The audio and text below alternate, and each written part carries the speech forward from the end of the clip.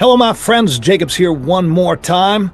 And if the pages of the Bible aren't leaping out at you by now, they should be. If you're new to the channel, you should probably click subscribe and check for notifications so that you get told when I'm doing these shows, because there's nothing new under the sun, like the Bible says. Everything that has been is now once again happening in the land, and what a time to be excited. The Notre Dame Cathedral just opened up. President Trump walked in like the final boss in a video game, and all the world leaders stood. They all stood, and they were just excited. They even waited for him. He arrived a little bit late. See, the whole world has seemed to turn to President Trump as this world leader. It reminds me of that parade that happened in Italy a while ago, where he was pictured as the God Conqueror, and he stormed the street with his Twitter sword. And it was X that did kind of give him quite a boost in the ratings and the polls when it came to electing President Donald Trump for the second time. That's going to become important in this story, because the story of President Trump has been something that has just flourished here on this channel. I've compared him to a couple of people in the Bible. The biblical judge Samson, who was the very last judge to come before, of course, the kingdom of God is revealed. Samson, the biblical judge who burned it all down. The one who tears the pillars down at the very end. The whole system comes to an end. But also Nebuchadnezzar. Ever since that dream that I had about Donald Trump, in that casket, having an idea that he was about to lose it all and then gain it again, like the biblical king Nebuchadnezzar. In order that all who live may know that the Most High is sovereign over the kingdom of mortals. He gives it to whom he will, and he sets over in the lowliest of human beings. He gives the kingdom to whoever he wants. No matter how great you think things are, no matter how strong the tree is, when it's told to be cut down to the ground, there's a reason. But the root is still there. The story of Nebuchadnezzar, whether it's the story of Donald Trump or not, it is one that we need to heed. Because in the story, he does become like a beast. And I don't want you to become like a beast, Like, I don't want it, and Daniel didn't want it either. It wasn't like he was a big fan of the guy. Nebuchadnezzar wasn't exactly a righteous, holy man. Didn't really say whether or not, but he's like, please, hopefully this dream is about your enemies and not you. Because you're gonna lose everything in an instant. But if you repent, if you say, you know what, Lord? Change my heart, let me serve the people, let me be a righteous leader. Because that's what ends up happening in the end. Nebuchadnezzar sees that it is the Lord that gives and the Lord that takes away. It is God who blesses and God who curses. It's the Lord that does all of these things. So serve the Lord and you're going to be okay. Love your enemies, even your enemies, as God loves you. Because in so doing, it's like a restoration of your own soul. We got to forgive, we got to be kind, and we got to understand that the old world is gone. There's a new world, there's a new earth, there's a new heaven, and we're entering into it. So when that period of judgment was over for Nebuchadnezzar, Nebuchadnezzar lifted his eyes. It's very symbolic of when you lift your eyes, you're putting your sights on more than yourself. And we all could do that. And my reason returned to me. He started to realize, he's like, oh yeah, that's right, that God. It's time to serve that God. It's not to be corrupt anymore. And I blessed the Most High, and I praised and I honored the one who lives forever. And his sovereignty is an everlasting sovereignty, and his kingdoms endure from generation to generation. All the inhabitants of the earth are accounted as nothing, and he does what he wills with the host of heaven and the inhabitants of the earth. There is no one that can stay his hand or say to him, what are you doing? What's going on here, Lord? Nobody can say this. Nebuchadnezzar says, At that time, my reason returned to me, and my majesty and my splendor were restored. When you start to serve God, when your reason returns to you, your splendor and your majesty, it's restored. And the glory of my kingdom, my counselors and my Lord sought me out. I was reestablished over my kingdom. Why? Because he humbled himself and he remembered the Lord. And for the first time, after seeing everything that was taken from him, the Lord gives it back to him because he is going to now serve God. Now, I can't say the same for his kids. We'll get into that another day. Now I, Nebuchadnezzar, praise and extol the honor the King of heaven. For all his works are truth and his ways are justice, and he is able to bring low those who walk in pride. The biblical king Nebuchadnezzar, who has now come once again, it seems. Not just that, but another biblical king named Jehu. Jehu, who, and this is why the Notre Dame Cathedral is so incredible to me, because we're going to be talking about all of this and what's happening in Syria today on this show. Jehu, the biblical king, who greeted everyone in the greatest temple there was. All of the world leaders called them all in to gather together, and then he ends up destroying them. And it kind of is what's happening in the Notre Dame Cathedral, where we see Trump entering in and all of the world leaders basically just standing to attention. Macron basically getting his arm ripped off because the president, his handshake is known to be pretty tough. So is this the biblical story playing out again? Maybe he's like this ancient king in the Bible called Jehu, who was kind of like a Trump figure. He was a powerful man. He was a leader. They anointed this guy Jehu king. He was kind of like a salesman. He was also a ruler and a warrior, and he had like an army that followed him. There was a tablet for Jehu that was discovered recently. This is a big thing. So they find Jehu in some kind of a pub. He's hanging out with other world leaders. It was probably like it was probably like Davos. And they anoint him with oil. They say, you're going to be the king. Jezebel, she hated the prophets of God. She was always looking to kill the prophets of God. But Jehu is the one that destroys Jezebel. He brings everybody into the temple of Baal, like brings all the big leaders and everybody, and he murders them all, sets the whole thing on fire. He wipes out Baal worship everywhere in the land. You can't do it anymore. And you know what he turns that temple into, the temple of Baal? Into a toilet. Has Nebuchadnezzar returned? Do we have to worry about the Christians going into the lion's den? Especially with what happened in Damascus. From Isaiah 17, it seems like all of these biblical stories are happening now. So I brought all my friends on the show to talk about it. Isn't that right, Lance? That's right, Jacob. That's right. Yep. You sent me an email, Lance. Tell me about that email. Because you found I'd reached out to you and I said, let's talk about Nebuchadnezzar a little bit. And what did like you said, you've talked about Nebuchadnezzar ad infinitum on your show, ever since you had that dream. And it's come to pass. He's back, just like the dream said. Well, you reached out to me and you told me about the statue that they're going to build for President Trump. Maybe you could tell us about that. That's right. Well, that's in the news because there's a fellow by the name of William Secunda. There's numerous stories in the news about Trump statues. Right.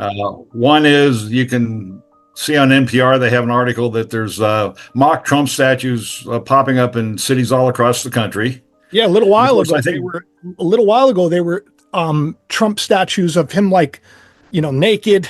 Right. And even next to a naked statue, too. Right. So nakedness was definitely involved. But what I find interesting about this statue that you told me about, it's 2 stories. Right. Well, William Secunda, his last name is from Latin origin, and it means second. It means 2, the second. 2. And the bronze statue that he's building is 2 stories high. Okay, so you got 2 and it's going to be unveiled. It's going to be unveiled at Trump's second inauguration. So you have 2 right there. It's I like that. It's very interesting. For those of you that, maybe are like, what are you talking about with the numbers and getting all freaked out? 222, something we've shared on the channel for a long time. It's the flame of God, Uriel, and it's also the witnesses of God, the scribe, which I find interesting in Scripture. But why I find the statue to be so interesting is this is clearly like Nebuchadnezzar's return.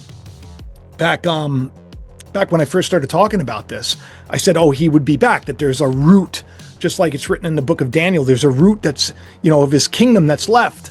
And that when he comes back, if he repents, he's going to kind of bring justice to the land. The story about the statue, Nebuchadnezzar's statue, the story about Daniel in the lion's den, they both have to do with religious freedom.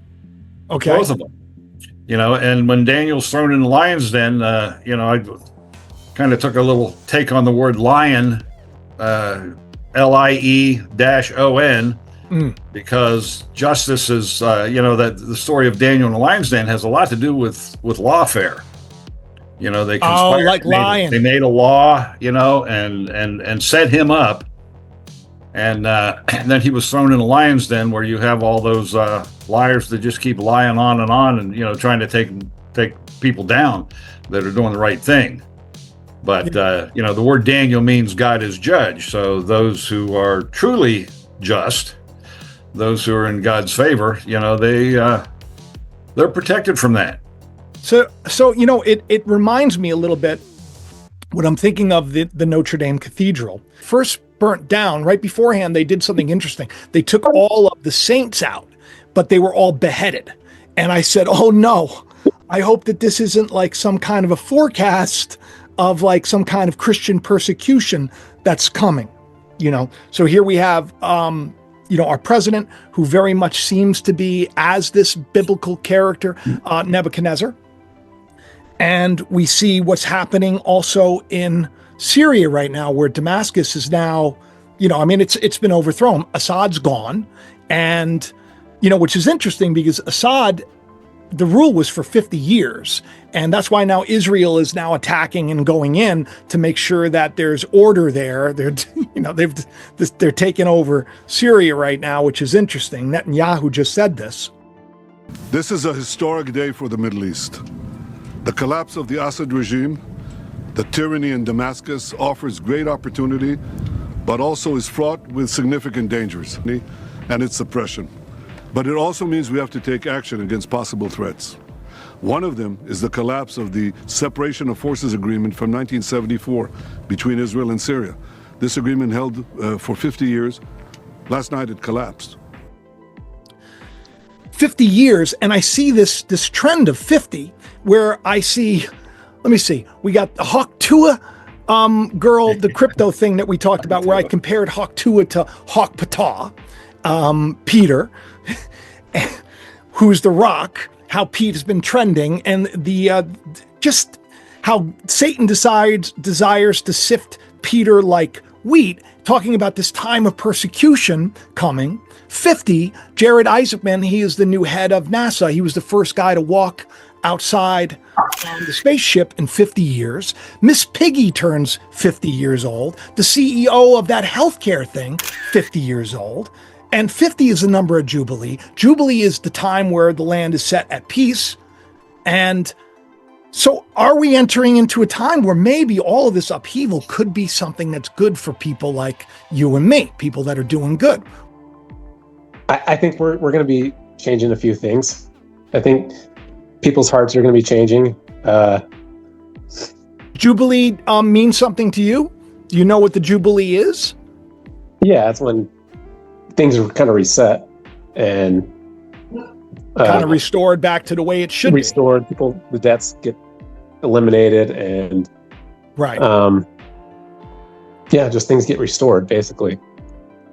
And I feel like this is kind of a time where things may actually get restored and reset. But this Jubilee, this is something, Rock, that I've been talking about on the show for a while. I said the Jubilee was coming. I actually had a video where the Jubilee was, basically the title on the thumbnail from, I guess it was from last year with Trump. I mean, do you think or see this being significant because we have all of these 50s, and also we have now the Catholic Church is doing their Jubilee celebration, where they're opening, guess whose doors? St. Peter's, Petra, Stone, the Rock. I'll sift you like wheat. So it seems like it's all coming together. Add to that, Rock. Give me something, since you're named after the Rock. It all blends together. Yeah, it all blends together, and I basically did my due diligence on Daniel's dreams. I felt like that's what we were going to go over. Give me. But yeah, so I wanted to add on basically to the lines. Then building the Golden Tower up. So I was wondering, as a question as well, like, are we entering a time? And you said the Jubilee, and definitely we're going to be forced into doing good. The ones that are not going to, you're going to be forced into doing it. So it's not going to be bad for everybody, but definitely for the ones that are doing wrong, I would be fearful. Yeah, I'll be watching what I say online and everything, because definitely, I believe we're moving into more of an AI age, and this is going to be implemented. I believe with Trump and everything, it's not going to be probably different soldiers. It's going to just be different regulations on AI, and definitely watching. So when you're held accountable, accountability is definitely necessary in some cases. Like, even I need a little rod every now and then and be like, hey, what you doing? You need that fire on the stove to keep you on the path. And as a society, I definitely can see us going towards that path. We're on that path right now. It's all coming together. All what I believe, all the timelines, or however you want to mention it, are all coming to one, So when we reach that single one, that's what I believe we're heading towards too.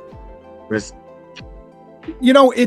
what I worried about for so long, and I'm starting to feel a little more,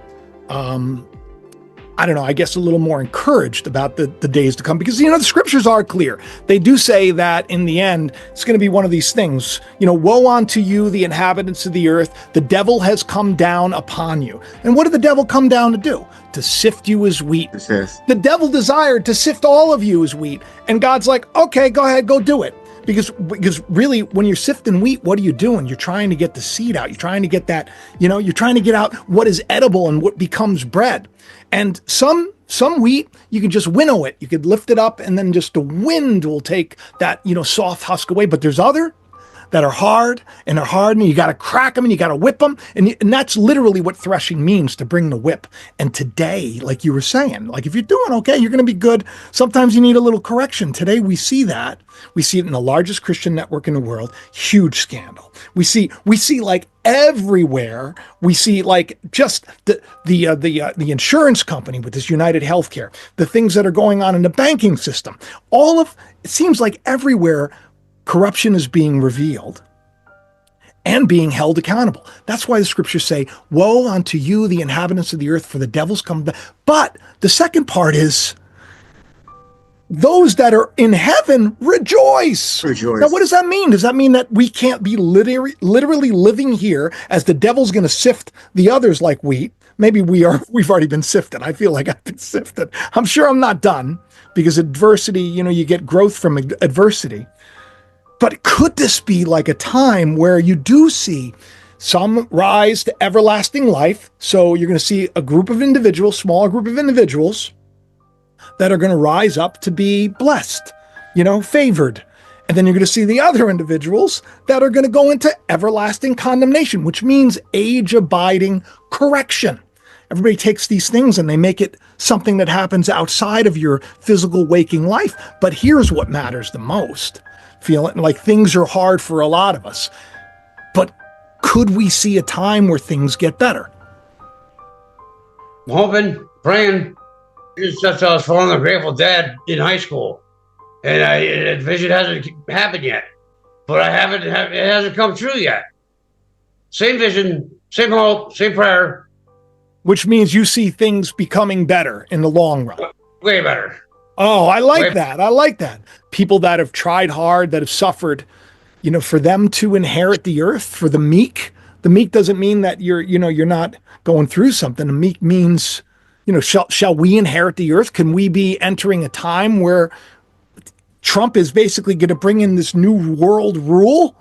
Do you see anything biblical playing out, Tracy? Yeah.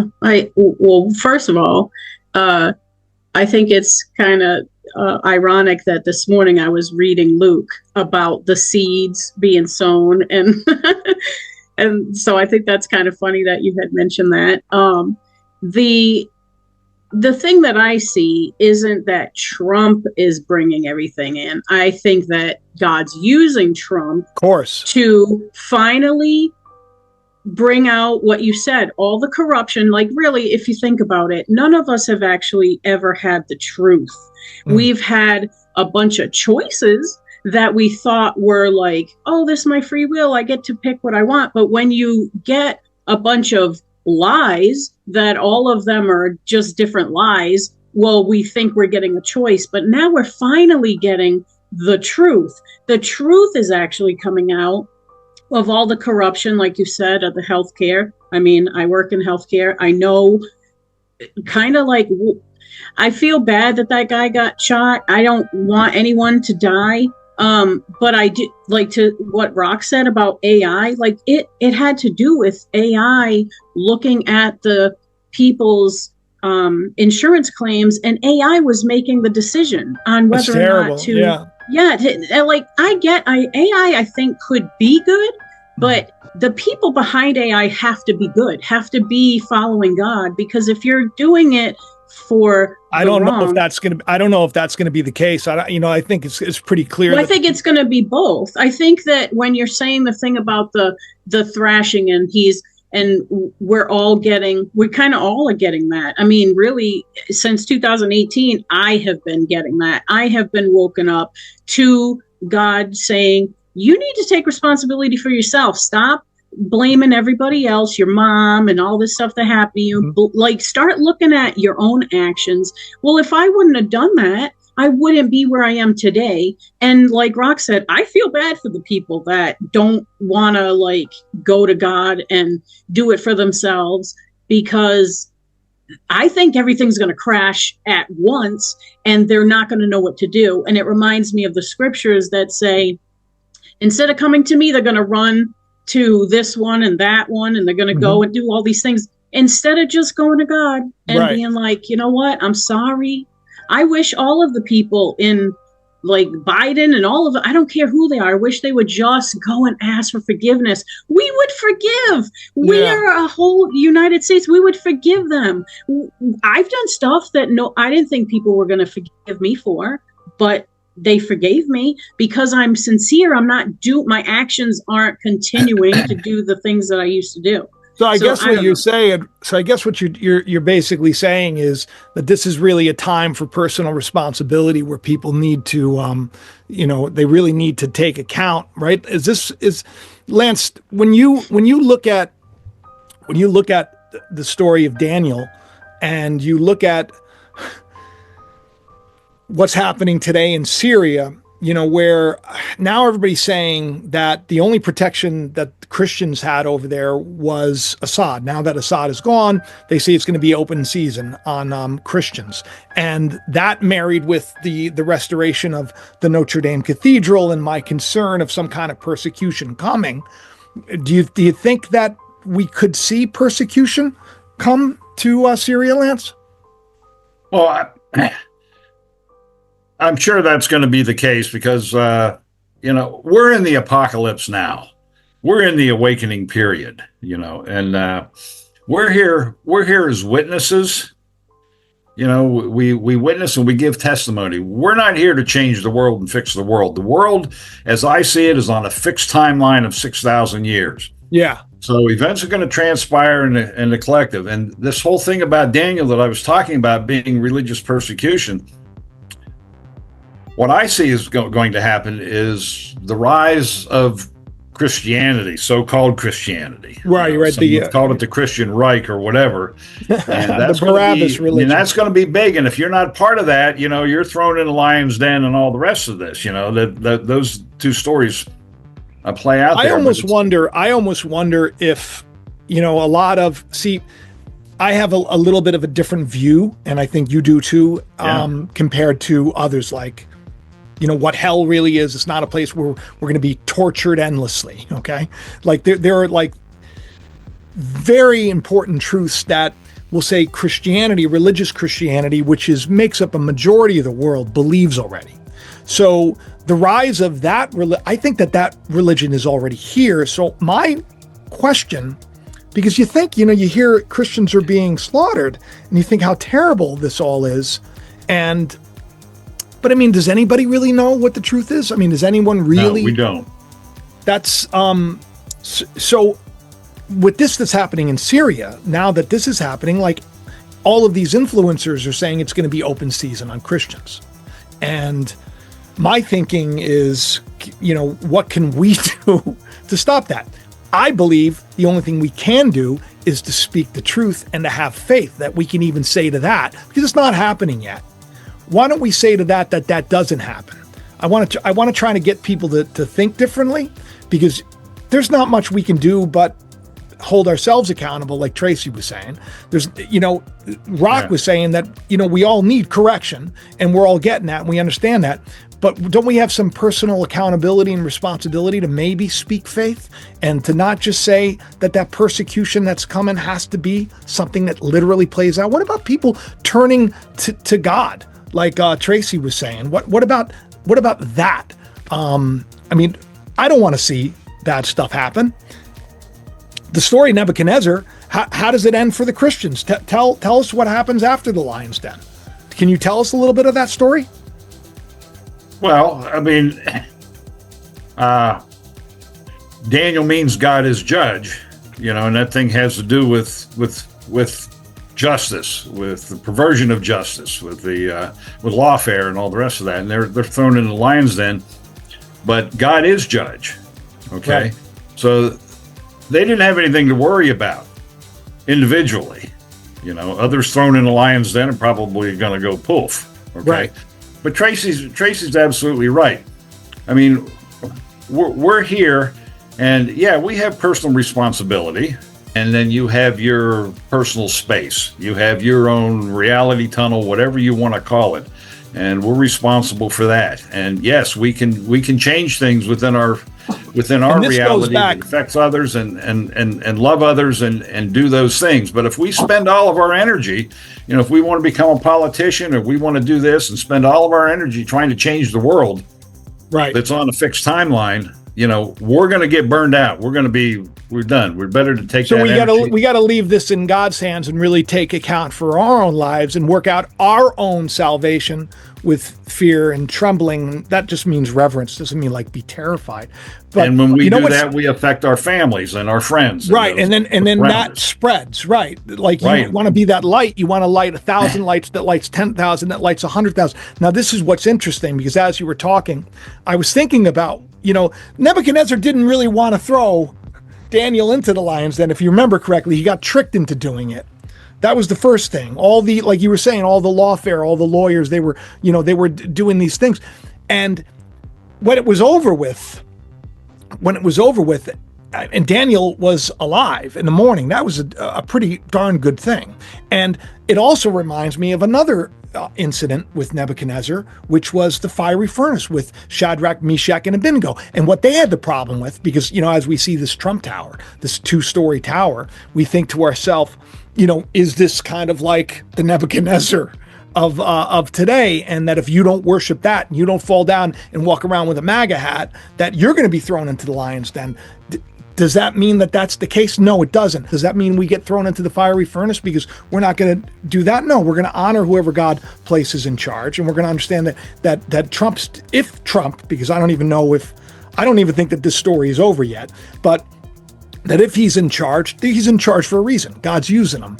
This is playing out, and we've known about this because I've been talking about this. But in that furnace, another appeared. So here we have 2 examples of being thrown into persecution, where if you got God, you're good and you get rewarded. If you got God, you're good and you get rewarded. You've been saying that year after year. So why don't we just keep it again? You're just using, I don't even know, like you used the example of the boy who cried wolf. I don't even know if all those stories are true, but it doesn't matter. As it's written in 1 Corinthians chapter 10, somewhere around verse 11 or whatever, those things happened as examples for us today, that we can look at if we're so inclined to want to look at them. and increase our own faith and energy. What do you think about that, Rock? Oh, that definitely sounds good. They were thrown in the furnace, and that's when you, like I said, in your darkest times, that's when you see that God's really with you. You know what I'm saying? And that His hand's always there. So when we're tested, test is necessary. We're always complacent. We're not seeing no growth. So the adversary, is thrown onto us. The fire, truth's thrown onto us, and sometimes it depends on how we're going to receive it. But to get the pure silver, you have to burn away the impurities. So over the hottest part of the flame. Yeah, over the hottest part of the flame. And they throw us in the hottest part of the fire as well. So but you're making such a great point, because it really brings us back to we've been talking about Peter, and where Jesus says that Satan has inquired. I love that Satan asks, "Hey God, can I go and sift them like wheat?" A lot of people think that the devil doesn't have a purpose, that the adversary doesn't have the purpose. That would be like saying the weights at the gym don't have a purpose. Adversity, we grow in it. To be sifted like wheat, it's not pleasant for the moment, I'm sure, but isn't it better to kind of go with the flow and just, when the wind moves you, to be like that wheat where it can be winnowed, right? Oh, no big deal, right? As opposed to being smashed and beaten, and because I think that that's coming. I really do think that that's coming. I see this story playing out, and I got to tell you, it's going to be interesting, because the King of the North. This is something that I've talked about on the channel. King of the North's coming down, and of course you think of Russia, and I pictured this a long time ago. You don't trust the shadow of Egypt. Nebuchadnezzar's coming. It's going to be a new day, and I'm just excited because even if we're at that bottom kingdom, which is this statue started off as gold and ends up with iron mixed with clay. This last kingdom, it doesn't mix so well. Technology and brick and mortar don't mix so well. And the day that we're in, we're just waiting for that star to come and smash us to bits, wake us up from the things that have been keeping us down. I think religion in general, I don't care if you're a Buddhist or whatever you think you are, is all just about division. Yeah. I think it has nothing to do with God, personally. Right. I think it's just a division for people so they can't come together. Well, listen, I think that what they say is the whole world is a stage and everybody plays their parts, and whoever's playing the character or whoever's the man, it's there for a reason, and I'm just hoping that reason is to kind of lift us to something better. I have no doubt there's something better coming. I think most believers do believe that. Right. The jamboree or the jubilee, which is huge, because this is something that I'm personally hoping for, because a lot of people don't realize this. The land is set free. You're set free from debt. Slaves are allowed to go, unless you're a servant. And then I guess what is it? Your ear gets pierced, and you're like, I want to continue to serve. So I look at it like the scriptures where I got my ear pierced by God. So I'm always going to be. I'm sorry. No, I'm always going to be serving. I feel like I'm always going to be serving with this tinnitus. It's a horror. It's a horror show. Well, we pray for you about that. I appreciate that. So, give me some words of encouragement, man. Don't believe everything you're told. And I feel like I'm being thrashed to death right now. No matter what move I make, I feel it's the right move to make, and it comes back to bite me in the ass. So you're basically being sifted like wheat. How about you, Tracy? Well, my name is Travis, and it's just Traverse. Okay. Ever since I graduated high school, I haven't settled down. 2 years ago, we had a place for 4 years. It's the longest I've been still my entire life. Well, listen, the fact that we're all being sifted like wheat right now is really an awesome thing. And I want to thank all of you for coming on today. This is like, we do this Patreon meetup every 2 weeks. If you want to be a member, there's a link in the description. You can become part of the talk and part of the show. It's just fun. And these turn out, by the way, everybody, they turn out to be like some of the highest rated shows. I think it's just really great to bring everybody together. Do it weekly. Weekly. That's actually something that I've considered, is doing it weekly as well.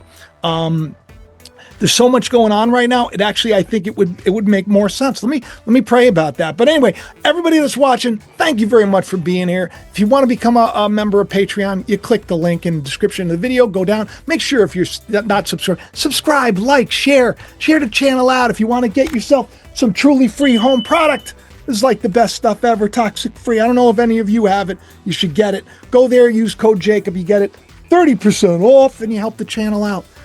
Listen. All of you, while you're here, thank you for being here. Thank you, Rock. Thank you, Travis. Thank you, Tracy. Everybody say goodbye. Levi, thank you for coming. Amos, I'm glad you're here. Everybody say goodbye so we can get out of here and have. All right, y'all. God bless y'all, man. Bye. Love you all. And I'll talk to you all next time. All right? Bye-bye. All right, bye.